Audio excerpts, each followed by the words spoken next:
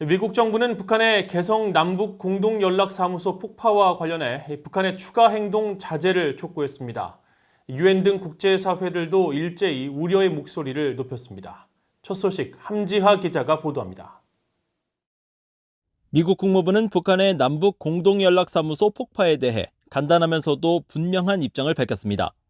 북한의 연락사무소 폭파에 대한 입장을 묻는 BOA의 질문에 미국은 남북관계에 관한 한국의 노력을 전적으로 지지한다면서 북한이 추가적인 비생산적 행동들을 자제할 것을 촉구한다고 밝혔습니다.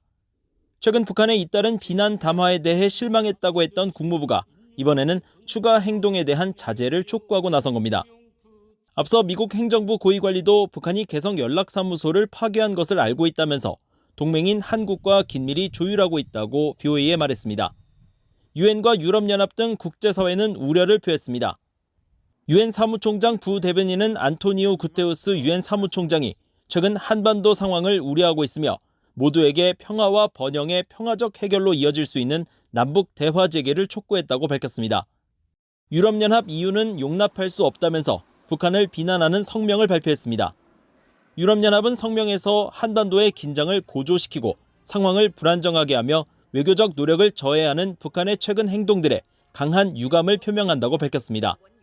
그러면서 높아진 군사적 수사와 한국과의 공식 연락 채널 단절이 함께 이뤄진 북한의 개성 연락사무소 폭파는 용납되지 않으며 어떤 추가 도발과 훼손적인 조치도 피해야 한다고 강조했습니다. 아울러 한반도 비핵화를 위한 대화 재개를 촉구하면서 북한의 완전하고 검증 가능하며 되돌릴 수 없는 핵과 미사일 프로그램 폐기에 대한 구체적 행동이 없는 상황에서 유럽연합은 대북 제재가 완전히 이행되고 존중되도록 국제사회와 계속 협력하겠다고 지적했습니다. 스위스 외교부는 최근 남북 긴장 고조 상황을 예의주시하고 있다며 한반도 문제의 평화적 해결을 위한 남북 대화가 필수적이라고 강조했습니다.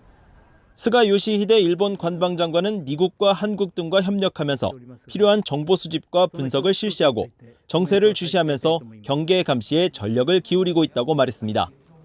또 러시아 크렘린궁 대변인도 한반도에서 일어나는 일을 예의주시하고 있다면서 공동연락사무소 폭파는 우려를 불러일으키며 모든 당사자의 자제를 촉구한다고 밝혔습니다.